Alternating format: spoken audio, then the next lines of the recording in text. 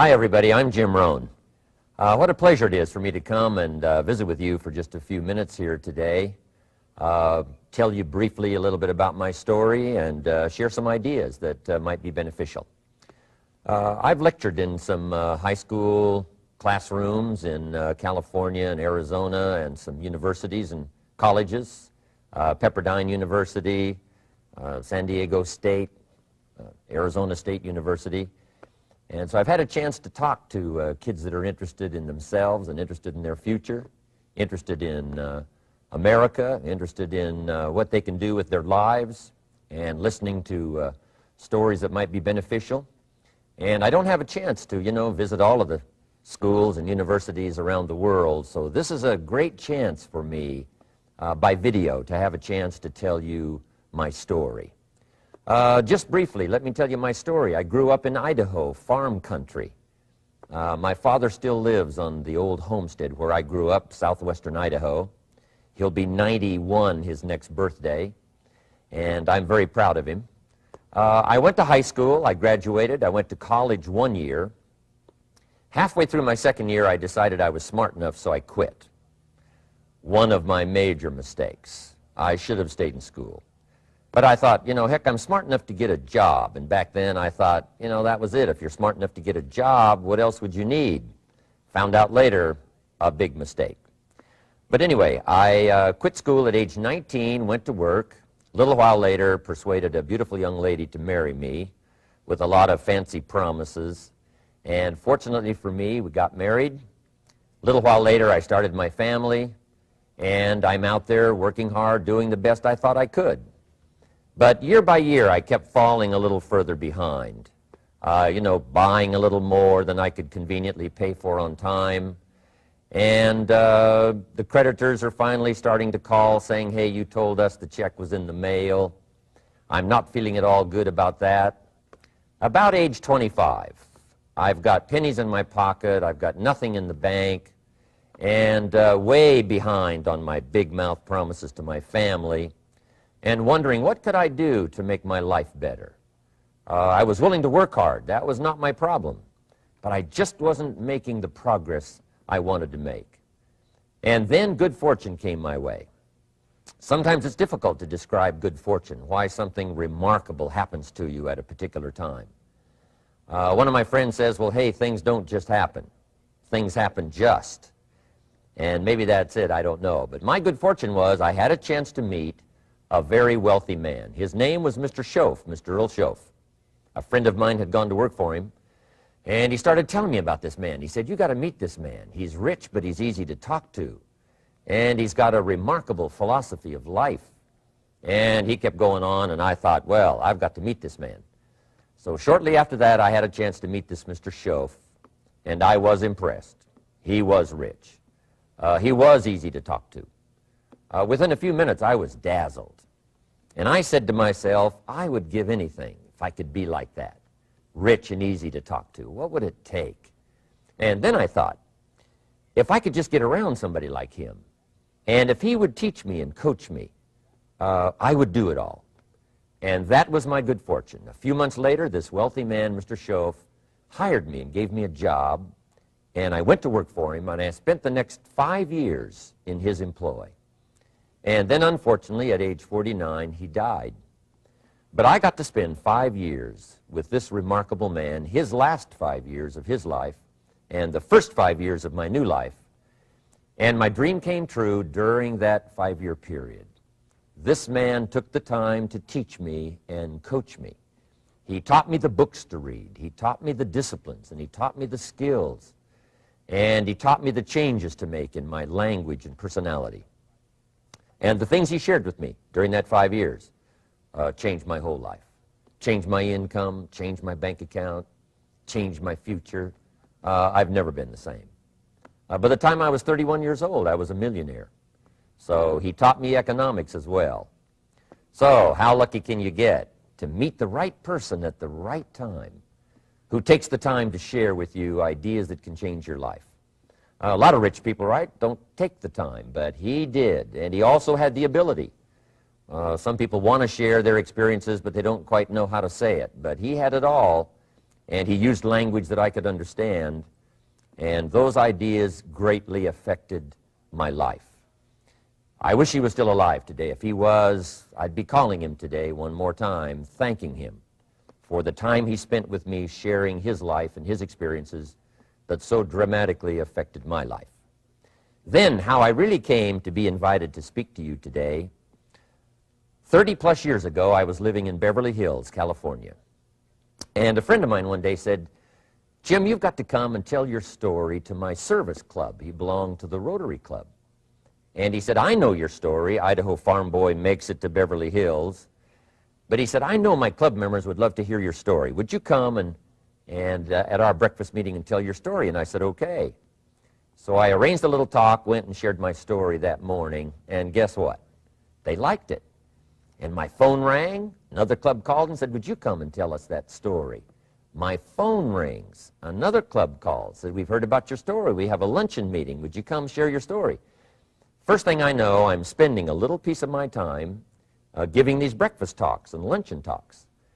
And then one day, a man who heard my talk about 3 times said, "Would you come and talk to my management and salespeople?" He said, "I've got this little company going, and he said, if you would spend some time talking with my management and salespeople, I'd be happy to pay you." And I thought, wow, wouldn't that be something? Tell my story and my experiences and get paid? He said, "I'd be happy to." Little did I know, that was the beginning of a whole new, brand new adventure for me in sharing my story in speeches and talks and seminars and lectures. And now this business, it's become one of my most flourishing enterprises, takes me around the world.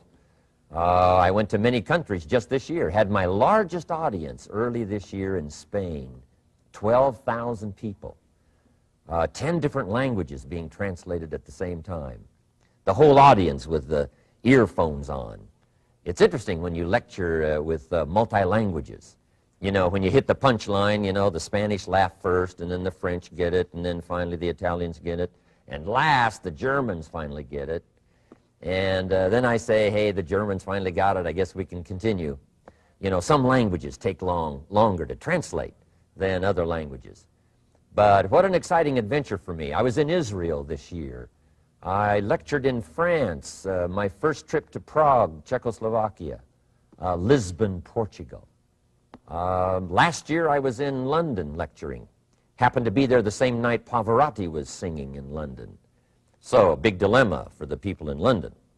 Shall we go see Jim Rohn or shall we go listen to Pavarotti? Well, I must admit he had more people than I did, like 150,000 more. He did a free concert in Hyde Park, and they expected 250,000, but only 150,000 showed up because it rained. And they all got soaked from Prince Charles on down, but they sat in the rain and listened to Pavarotti. I would have been happy that evening, right, to cancel my seminar and go sit in the rain and listen to Pavarotti. Anyway, he and I have agreed now not to appear in the same city on the same day anymore. Not really, but how exciting for me to be able to travel all around the world and share my story. And then especially to have this chance today to come and visit with you. And when I get a chance to speak at a high school class or a university class, I'm always excited about it. I'm limited in time, so I wanted to use this way to come and share my story with you and some ideas that might be helpful in your career for the future, in your now busy life as a student, and then wherever you find yourself in the years to come. Some of the things I'm going to share with you, I want you to remember for a long, long time, because the ideas I want to translate for you drastically affected my life. And if I can share now and affect your life, and you write me a letter or tell me in person someday, "Mr. Rohn, I listened to your video and I watched it carefully, and sure enough, some of the ideas that you shared greatly affected me, and here's what's happened to my bank account, here's what happened to me in school, here's what's happening to my future," that'll give me great, great satisfaction. So the man who shared with me ideas that changed my life, I want to share with you 3 of those basic subjects. When I met him, I was 25 years old, and when I first got acquainted with him, I used a lot of excuses as to why I wasn't doing well. And he said, well, tell me a little bit about your story. And I told him, you know, I was behind on my bills, had pennies in my pocket, and nothing in the bank, that I was embarrassed about being behind on my big mouth promises to my family. And then he gave me one little simple phrase that really forever changed my life. And here's what he said: Mr. Rohn, if you want the future to change for you, you've got to change. And he said, if you don't change, the next 6 years of your life is going to be just like the last 6. You'll still be behind on your bills. You'll still be behind on your promises. But then he gave it to me in the form of a promise. When I was 25 years old, I've remembered it all these years, and I've shared this promise now with probably over 3 million people in the last 30-plus years. And it's going to be valid for you, so listen carefully to this promise. My teacher said to me, young man, if you will change, everything will change for you. If you will get better, everything will get better for you. What a clear message that was for me. He said, if you'll change your philosophy, if you'll change your habits, if you'll refine your thinking, if you'll change and accept some new disciplines, if you'll turn the corner where you've been in the past, go for a new life for the future, he said, all kinds of remarkable things will happen for you if you will change. Before I met Mr. Shoaff, I used to cross my fingers and say, I sure hope things will change. I was hoping the government would change and the tax structure would change and that my boss would change and pay me more money.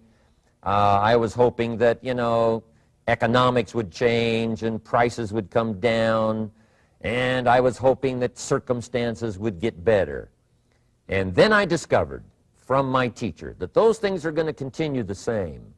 In fact, all of those things that happen to us is kind of like the wind that blows. And the wind blows on us all. In fact, in America especially, the last 6,500 years of recorded history, we've got probably the most favorable wind that's ever blown. Economics and circumstances, living in a free country, democracy and freedom, an excellent economy. Sure, we struggle at times, but compared to the rest of the world in the last 6,500 years, we've got the best wind ever. But if you just let the wind blow, I'm telling you, it won't take you where you want to go. All of us must use this wind to take us to the dreams we've got, to the equities we want, to the money we want, to the income we want, and to all the things we want our life to have. This is where we want to go, and we've got a good wind, but we must not leave our future just to the wind, just to the economy, just to the structure of the way things are happening today. Here's what we must learn to do, and that is set a good sail. And if you'll learn to set a good sail, and that's what my teacher taught me in those early days. He said, Mr. Rohn, the wind is going to blow however it's going to blow. Politics are going to be politics, and the economy is going to be the economy. And however it turns out, that's the way it's going to be. What you must learn to do is not to wish for a better wind.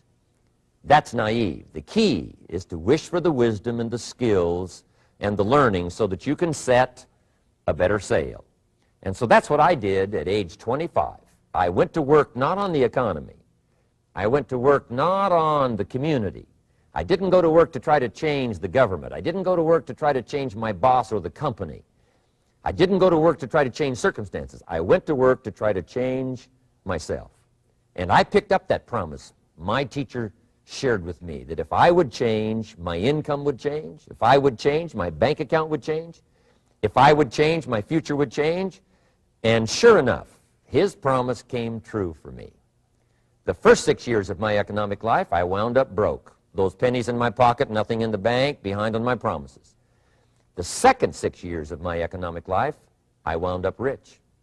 But interestingly enough, the second 6 years of my economic life, the government was about the same and the economy was about the same. You know, the companies were about the same. What they paid was the same. Circumstances around me were the same. You know, my negative relatives were the same. But I was not the same. That's how my life changed. And that's how things started working for me, changing my life all those years ago. So that's what I wanted to share with you to begin with, this beginning of what Mr. Shoaff shared with me, that if I wanted my life to change, this was what I was going to have to do. And so he broke it down into 3 subjects that really made an impact on my life, and I want to share those with you. The first subject he called personal development. And the second subject he called setting goals. And the third was how to become financially independent. And I'd like to give you just a few clues from those three major subjects that so dramatically affected my life. And let's get started. The first one is personal development. Now, in illustrating personal development, Mr. Shoaff, my teacher, started with money. You know, money's not the only place to start in talking personal development, but it's where he started, so let me share the thoughts he shared with me back then. Let me share them with you. Here's the best lesson I can give you on economics. It's very simple. We get paid for bringing value to the marketplace. That's about as simple as I can put economics. We get paid for bringing value to the marketplace. Now, it takes time to bring value to the marketplace. However, we do not get paid for time, so we cross that out. Mistakenly, the man says, I'm making about $20 for an hour. Not true. If that was true, you could just stay home, right, and have them send your money. So that's not true. We don't get paid for time. We get paid for value brought to the marketplace. Now, since that's true, here's one of the key questions of my talk to you today. Is it possible to become twice as valuable to the marketplace and make twice as much money in the same time? Is that possible? The answer is yes. Could you become 3 times as valuable as you might be right now to the marketplace and make 3 times as much money in the same time? And the answer is yes. 5 times, 10 times? Of course. America is unique. It's a ladder to climb. It starts down here, let's say, at $5 an hour, and it keeps going up. Top income last year, $80 million. The guy who runs Coca-Cola. Now, that's a heck of a ladder. That's why everybody wants to come here, right? The boat people are not headed for Vietnam. People haven't plotted and schemed for 50 years saying if I could just get to Poland, everything would be okay. Not true. Everybody wants to come to America. And the reason is because we've got the best wind ever blowing in our favor. We've got the best economic opportunity anybody's had in 6,500 years. And all you have to do is understand it and take advantage of it. Now, there's some key questions to ask here. Why would the marketplace pay someone only $5 an hour? Very simple answer. They're not very valuable to the marketplace. Now, we must underline to the marketplace. This person might be a very valuable brother, yes. Member of the family, valuable, yes. Valuable member of the church, of course. Valuable citizen of the country, yes. Valuable in the sight of God, no doubt. We're all of equal value in the sight of God. But if you're not very valuable to the marketplace, you don't get much money. You say, well, it shouldn't be that way. Well, then you got to start your own country. You know, this one's been in process for 200 years, and this is the best we've been able to come up with so far. But here's the key. You don't have to stay here. Now, there was a big debate in Congress last year that this $5 was not enough, should be 6, should be 6, should be 6. But we don't need legislation. 6 is already on this ladder. The next step up. You know, if you work for McDonald's, they'll pay you $5 an hour to take out the trash. If you whistle while you take out the trash, they'll pay you $6 an hour. So we don't need that legislation. You just need to take lessons on how to whistle. Have a good attitude. Now, as you begin to climb this ladder, why would the marketplace pay some people $50 an hour? Answer, evidently, they must be more valuable to the marketplace. 10 times more valuable. And is that possible for someone to be 10 times more valuable and earn $50 an hour instead of 5? And the answer is yes. That's what America is all about. Now, why would the marketplace pay some people $500 an hour? Evidently, this person must be much more valuable to the marketplace. That's what's important to understand, to the marketplace. And would the marketplace pay one person $80 million for 1 year's work? And the answer is, of course. If you helped a company make $1 billion, would they pay you $80 million? I'm telling you, it is possible. And that's why America is so exciting. That's why this financial ladder is so exciting. It's possible for all of this to come true for all of you, no matter where you start. As a student in school, just getting started out there in the workplace, this is all possible for you. Now, Mr. Shoaff gave me the clue on how to climb this ladder as high as I wanted to climb. Now, we're talking primarily economics here. There's a lot of other ways to become valuable to your family, valuable to your friends, valuable to the community, valuable to the team, right? Valuable to the team effort, valuable to the concert. But here's what he said to me. In climbing this ladder economically, all you have to do is work harder on yourself than you do on your job. Once I heard that, it made sense to me. I kept hoping that everything else would change around me, found out that if I went to work on myself, worked on my skills, worked on my language, if I became better than I was each year, if I grew in skills and language and vocabulary and competence, then I would become attractive to the marketplace. Not very long ago, a company called me and said, Mr. Rohn, we're expanding internationally. We'd like to have a bit of your expertise to help us. Would you give us a bit of your time? We'll add some millions to your fortune. And I said, okay. And I thought later, isn't that interesting? They would call me. Then my second thought was, of course they'd call me. Who else would they call? I can get the job done. Now, what a contrast for me, farm boy from Idaho, raised in obscurity, parents of modest means, broke when I was 25.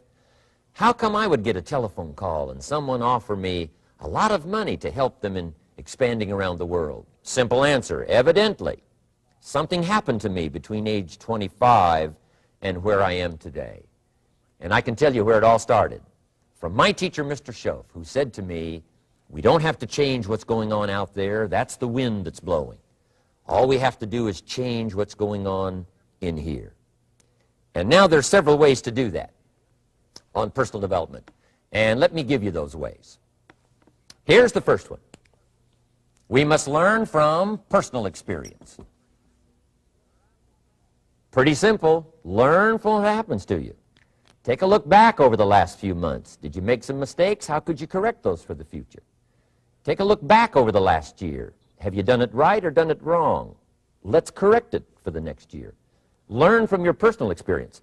Mr. Shoaff asked me when I first met him, he said, Mr. Rohn, how are you doing? You've been out there now 6 years. And I said, I'm not doing very well. He said, I suggest you not do that anymore. What a simple, swift analysis to my situation. He said, if you keep doing it, the next 6 years will be like the last 6. You don't want that to happen. Let's make the changes. So learn from your personal experience. Now here's number 2, why I came to share this video experience with you today. And that, I call it OPE, other people's experiences. That's me, other people. That's your teacher, other people. That's your friends and colleagues, other people. The people you meet that can pass along to you their experiences, what's happened to them, the mistakes they made, how they corrected them, how they changed their health and changed their bank account and changed their income and changed their future. That's it, other people. Now, there's 2 kinds of people to learn from. One is failures. It's too bad failures don't give seminars, right? That would be valuable. Bring your notebook, have them tell you how they lost it all and threw it all away, threw their health away and threw their friendships away and things didn't work out well. That would be valuable. But now then we must also learn from positive, people that have done well. They've got the health, and so we ask them, how did you become so healthy? They've got the skills, so we ask them, how did you become this skillful? They've got the income, so we ask them, how did you get here in such a short period of time? So now here's what's important in personal development. In learning from other people, we learn, number 1, by observation. We learn what we see. We watch people that are successful in what they do. In sports, we watch their disciplines. In business, we watch their disciplines. By observation, what we can see, The reason I created this video is something that you could see someone's experiences translated for you. Second, we learn by what we hear. I've got some of my lectures on cassette tapes, so you can take them with you wherever you go and learn by listening. Turn your car into a mobile classroom and listen. And then listen to the sermon on Sunday morning. Listen to the lectures. Listen to the teacher. Listen to someone who's got something good to say. And then number 3 is vitally important on personal development, and that is read all the books you can possibly read in your lifetime. Mr. Shoaff got me started on my library. I've got one of the better libraries. Haven't read everything in it, but I feel smarter just walking in it. My library. At least I was smart enough to buy it. Now I got to be smart enough to read it. Then, of course, I got to be smart enough to decide what's valuable and then do it. But this one is very important. Become a good reader. Some books that helped change my life. Mr. Shoaff recommended, of course, the Bible. And my parents made sure I was a pretty good scholar by the time I was 18. That's been so beneficial for me, drawing from those illustrations, reading about those stories, people who made it and people who didn't make it, and what the difference was. And then other books that helped to really change my life. One called Think and Grow Rich by Napoleon Hill. And then a book that helped me become financially independent by the time I was 31. And that book is called The Richest Man in Babylon by George Clason. And I'm going to share a little bit of that book with you when I get to financial independence today, our 3rd subject. But I started reading the books, attending the classes, making sure that I got in front of people that had something good to say. And then I started keeping a journal. One of the major things my teacher taught me was to keep a journal. He said, don't trust your memory. If you hear something good, just make a little note and write it down. Now, at first I took, notes on pieces of paper and torn off corners and backs of old envelopes. And it didn't serve me well, thrown in a drawer. Then I learned to keep a journal, a bound copy of all my notes. So I would suggest you do the same. Things that impress you, a poem that impresses you. When you attend a class, some of the ideas that impressed you, jot them down. You read something in a magazine, right? Some ideas. Take those out, put them in your journal. Keep a good journal the rest of your life. This will serve you well. My journals make up a significant portion of my own library. And if you saw my library and saw my journals, I tell you what you'd have to say. This is the library, and these are the journals of a very serious student. No wonder Mr. Rohn is invited to lecture and speak on his experiences around the world. So I want the same thing to happen to you. Value captured that you can resort to later, go back over it and review it, and let it become valuable to you. So that's my first subject, personal development. Work harder on yourself than you do on your job. Develop the skills, learn the lessons, take the classes, absorb all that is being taught to you these days. And then later on, of course, you can sort it out, what's valuable to you and how to refine it for your business and for your life and for your future. But the main thing is to get it and start this process of personal change, personal development. And let me say it one more time. If you will change, everything will change for you. You'll never be the same. You'll keep growing. As you look back on a few months, look back on a few years, you won't believe the progress you can make economically, your relationship with your family, your friends, and whether you're in sports or economics or whatever. I'm telling you, that whole process of committing yourself for personal change, personal value, can really make your life unique and worthwhile. Now let's cover the second subject, on setting goals. Mr. Shoaff gave me some tips on setting goals that changed my life forever. And I want to share those with you.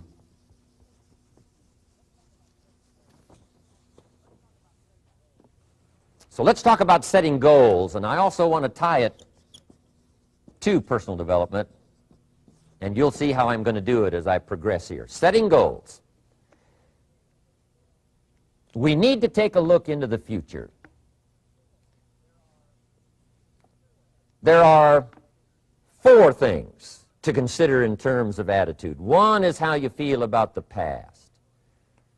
Best advice I can give you on that is treat the past as a school. Let it teach you the mistakes you've made, the things that went wrong, the things that didn't work. Don't use the past as a burden to carry, and don't use the past as a club to beat yourself to death. past losses, past failures, past mistakes. But let the past be a school. Tough school maybe. We've all been through some tough stuff. So if you feel good about the past, draw from it for experience and let it teach you. Then next is how you feel about the future. We've got to have the future well designed. The future is called the promise. And here's what we teach in our leadership series. The promise of the future can be an awesome force for your own future. The promise of the future, designing the future. There's two ways to face the future. One is with apprehension, and the other is with anticipation. I promise you, in my travels around the world, most people face the future with apprehension. And here's why. They don't have it well designed. They've sort of left that up to someone else to fix. But here's the best way to face the future, with anticipation. And you can face the future with anticipation if the future is clear, if the future is well designed. And I would like to have you consider some thoughts with me that help me to really change my future by giving it some thought and some consideration. And here it is. In setting goals, it's very simple. Number one, decide what you want. You just take a little time. You sit down and say, what do I want? What kind of skills do I want? What kind of income do I want for the future? What would I like? Where would I like to go? Places I'd like to visit. Habits I'd like to acquire. Skills I'd like to have. You just take a little time to think about what you want. Economics, friendships, people you'd like to meet, places you'd like to go. You just take some time. And then I suggest, when you've thought about what you want for the future, make a list. Just jot it all down. It's really a very simple process. And then here's number three. Keep all the old lists. I'm telling you, this served me so well, keeping my old list of goals. I look back now 10, 20 years ago at goals I set, lists I made, and I smile now because here's what I thought was so important, 20 years ago. Now some of those things aren't even on my list. I've got a new list. I've grown. I've changed. I've matured. But I give you that advice. Decide what you want. Number two, write it down. Number three, keep the old lists. And then here's number four. When you get something that's on one of these lists, check it off. Part of the fun of having a list is checking it off. And then if you can add some drama to checking it off, see, that's what really helps. I set a goal to go to Spain many, many years ago. And when I finally made my first trip to Spain, I had that journal with me that had that list in it. And while I had my journal on my lap, waiting for the wheels to touch down in Madrid, I waited until the wheels touched the runway, and I checked it off. Just adding a little drama. So, part of the fun of having a list is checking it off. Now, here's what's important about the lists and designing your future. If the future gets clear, the price gets easier. Because you got to remember, for every promise, there's a price to pay. Everybody's got to pay the price. Everybody's got to do the deal. Everybody's got to do the disciplines. Everybody has to pay. But here's what I've discovered. If the promise is clear and powerful, the price is easy to pay. The price is some classes. The price is a few books. The price is a few disciplines. The price is finding something that'll make your life better, make you grow, make you change, make you develop. So the first part of the key is to design the promise. Then, what is the price to pay? I'm telling you, the price will be easy.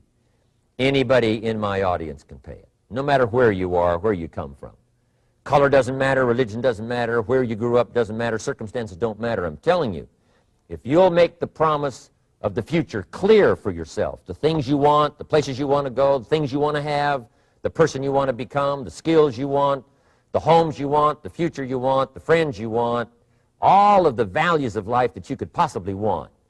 If you'll make that clear, make those lists, and be serious about it, I promise you it's an easy price to pay.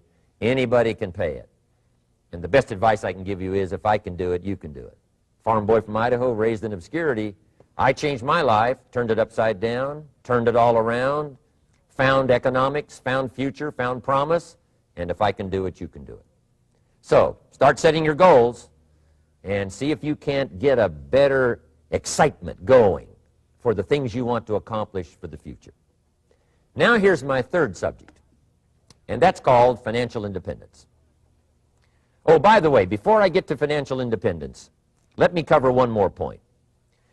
One of the major reasons for setting goals is for what they make of you in achieving them. My teacher advised me when I first got started at age 25, he said, "Jim, why don't you set a goal to become a millionaire?" He said, "It's got a nice ring to it.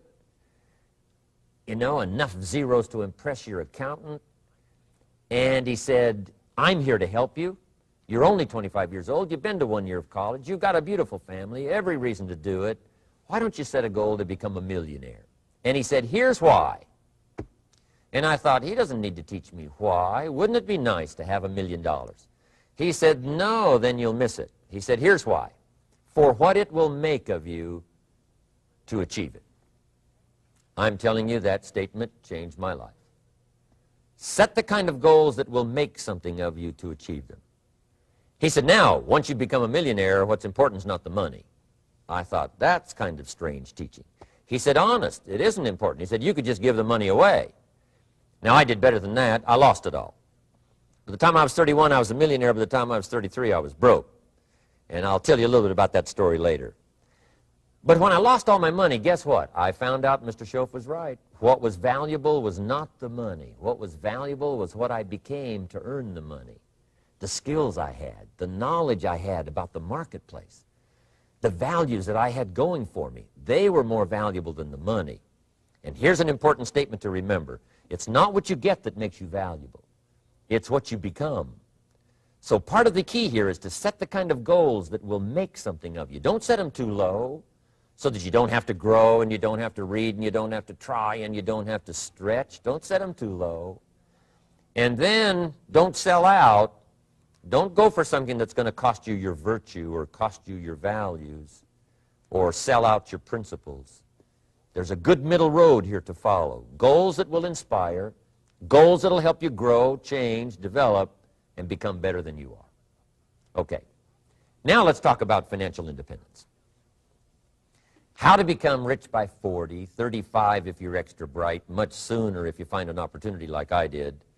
Let me show you how I did it. Financial independence. First of all, I like the phrase financial independence. Some people are a little bit concerned about using the word becoming rich or becoming wealthy, and I can understand that. I struggled a little bit with this. Is it okay to go for becoming rich, go for becoming wealthy? And maybe that's a bit too strong a word or strong a term. So here's what I've come up with that I think is comfortable for me, and that is how to become financially independent. I think it's every person's heritage here, especially in America, to become financially independent. Now, let me give you my definition of financial independence. Financial independence is the ability to live from the income of your own personal resources. Financial independence. Now, it depends on how you want to live. If you need $2,000 to $3,000 a month, if you need $4,000 or $5,000 a month, if you need $10,000 a month, some people may need, $100,000 a month. But whatever you would need to live, and you could earn that living from the income of your own personal resources, that's what I call financial freedom, financial independence. And let me show you how to acquire it. If you start at age 15, between ages 15 and 35 is 20 years.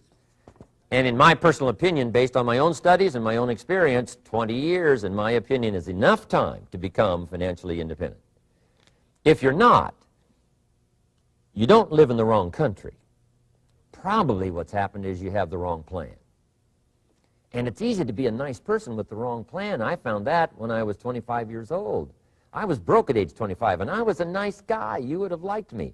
But I'm telling you, my plans up until then, especially my financial plan, left me broke. I totally changed it the next 6 years, and I became financially independent. So I know what I'm talking about.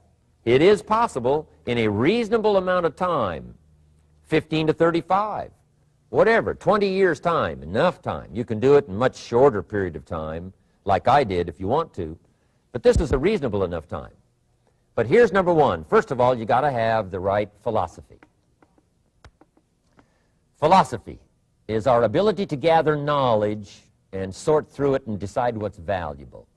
To develop a philosophy about life, a philosophy about our health, a philosophy about our family relationships, a philosophy about economics. And if you develop the right philosophy, that's what helps to set this sail so that in 6 years it takes you where you want to go instead of winding up like I did that first 6 years of my economics, broke, no money, empty bank account. The right philosophy. Now let me give you a couple of philosophies to consider. Here's the first one. It's called the philosophy of the poor. And here it is. Poor people usually spend their money and invest what's left. That's the philosophy of the poor. Now here's the philosophy of the rich. Rich people invest their money and spend what's left. And here's the startling answer. It really doesn't matter what the amount is. What's most important is not the amount. What's really important is the philosophy. So I would ask you to adopt this philosophy of spending after you have invested. Invest first, then spend. And I've got a little formula that I'm going to share with you. Now, what should a child do with a dollar? I mean, there's a lot of debate going on, I'm sure, across the country on what a child should do with a dollar. Here's one opinion. It's only a child and it's only a dollar. What difference does it make? Well, in my opinion, it makes all the difference in the world. A person's economic future starts with a child with a dollar. Somebody says, oh, no, you're only young once. Let him spend it all. Well, when would you hope that would stop? Somebody says, well, wait till he's 50 and broke like me and, and then he'll learn. Well, no, we don't want to wait that long. If I would have known earlier than age 25, I would have changed. In high school, if they would have had classes called Wealth 1, Wealth 2, I'd have taken both classes. I would not have waited until age 25. So, the earlier the better. So, what should a child do with a dollar? Here's the simple premise to begin with. Don't spend it all. And if a child wants to spend the whole dollar, you got to say, hey, don't spend it all. Don't spend it all. They'll say, why not? It's my dollar. I earned it. You say, I know you earned it, but don't spend it all. They'll still say, why not? Say, let me show you why not. So you put them in your car, take them to the other side of town, and show them where people live that spend the whole dollar. You just drive them around. Kids learn best by visual. Just drive around and say, would you like to live here? Kid says, no.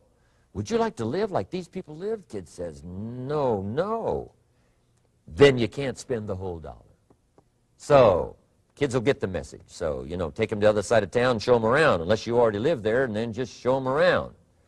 Anyway, don't spend the whole dollar. Now, let me give you my best view of what to do with the dollar. And I promise you, if you started at age 15, now if you're over 15, right, you've still got plenty of time. You still got 20 years. If you're 30, you still got 20 years. I mean, you still got plenty of time to start what I'm about to share with you. What to do with a dollar. Here's my first bit of advice. Never spend more than 70 cents. Never spend more than 70 cents. Now, you got to pick some number, and the number you pick is going to be determined by your philosophy. It's going to be determined by what you've been taught or your experience teaching yourself. When I first met my teacher, Mr. Schoaf, I was at about 110% of each dollar. I'm down at Budget Finance, hawking my furniture and my car one more time. And then I learned a whole better formula for financial independence. Number one, don't spend more than 70 cents. Now, kids say to me, well, okay, what do I do with the other 30 cents? And here's what I teach them. 10 cents for charity. Charity or church, or helping people that can't help themselves. 10 cents to support worthy projects. Projects that you feel good about. 10 cents out of every dollar.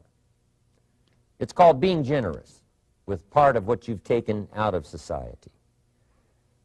Now, in my opinion, nothing teaches us character better than generosity. No class, no teacher, no book teaches character better than generosity. And the best time to start is when the amounts are small And I know if kids learn these lessons well, they'll give a dime out of a dollar, help people that can't help themselves, support worthy projects. Or if you belong to a church, they teach tithe, piece of. That's very important. Now, because when the amounts get larger, sometimes it's a little more difficult. You know, giving 100,000 out of a million, someone says, oh, if I had a million, I'd give 100,000. I'm not sure. That's a lot of money.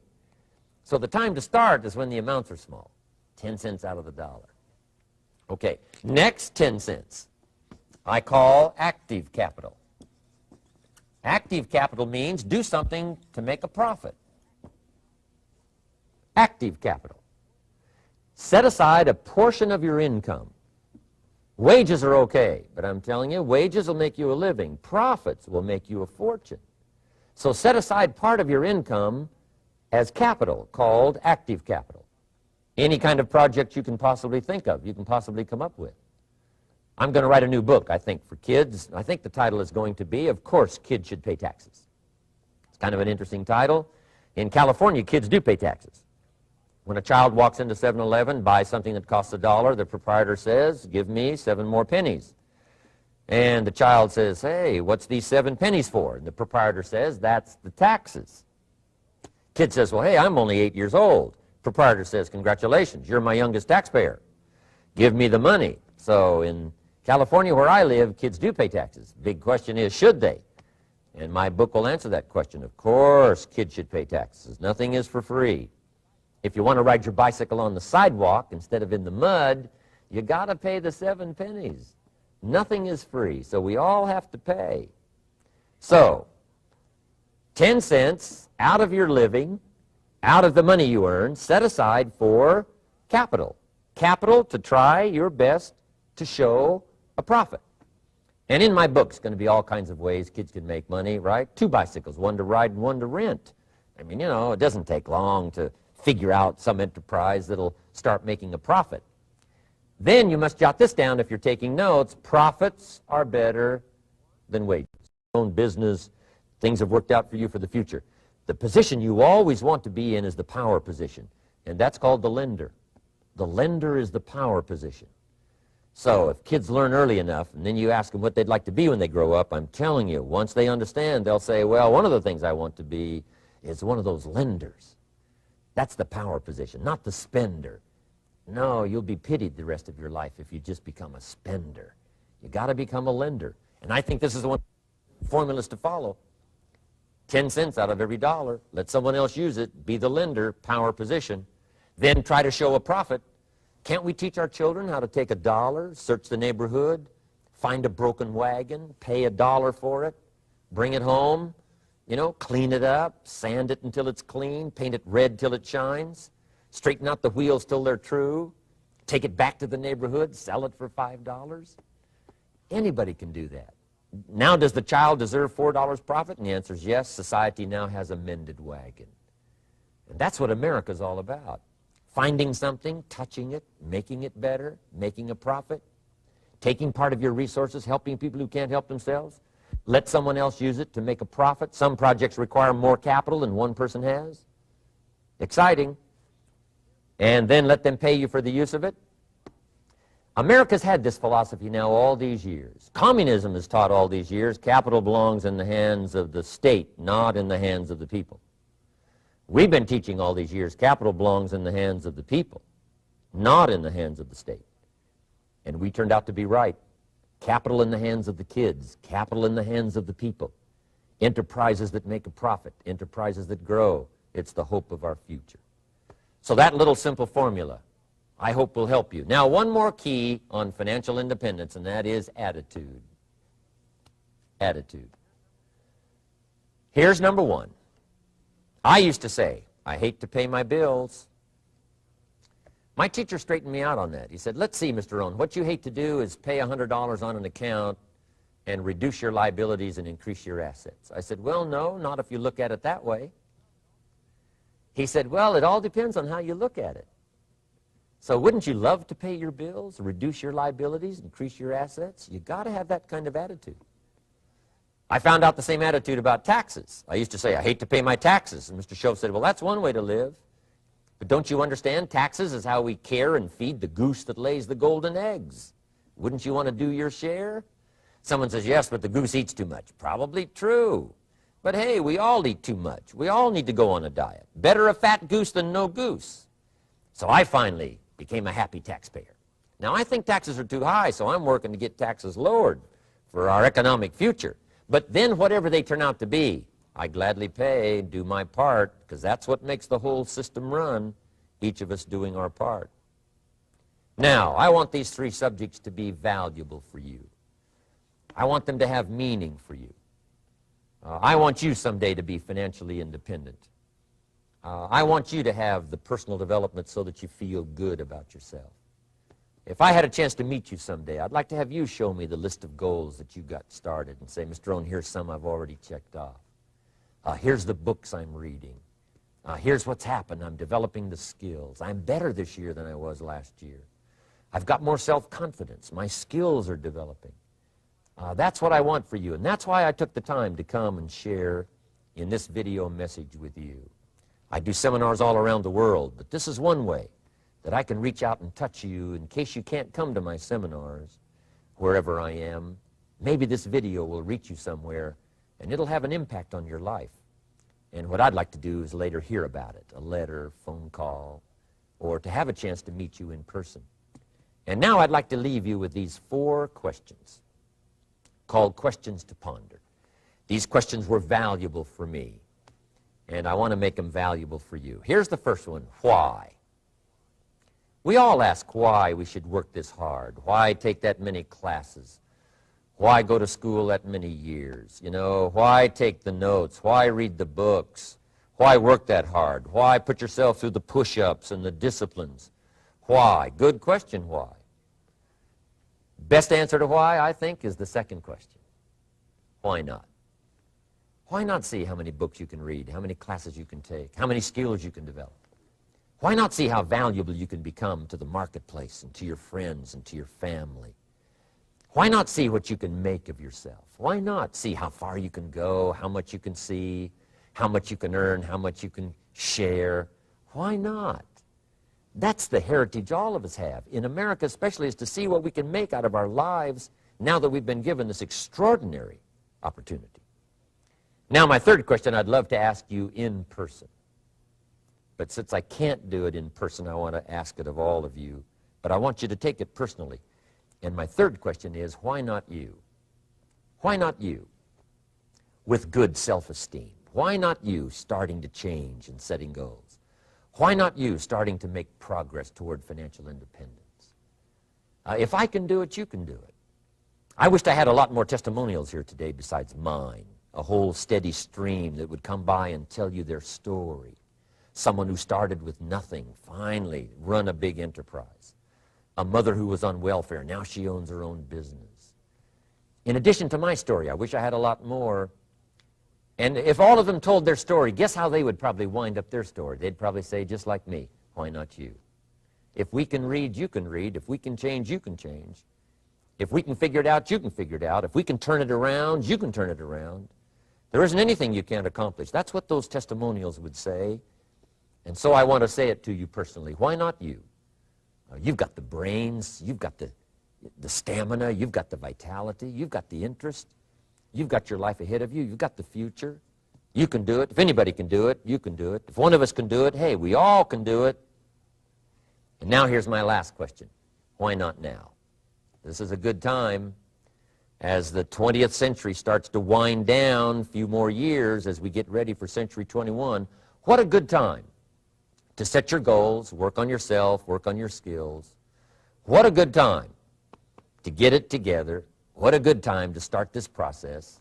Personal development, growing, changing, developing, having a good plan for your money and for your life and for your future. Why not now? And I hope I have a chance to see you one of these days and share with you the experience, the reaction, the response you might have had from my message today. And until I get a chance to see you on this side of the world or the other side of the world, in some school or some seminar, or maybe I'll come and speak for a company that you work for someday, I hope I get a chance to meet you. Until then, I wish you the best. I want all that I've gotten to be yours and much, much more. God bless. Goodbye.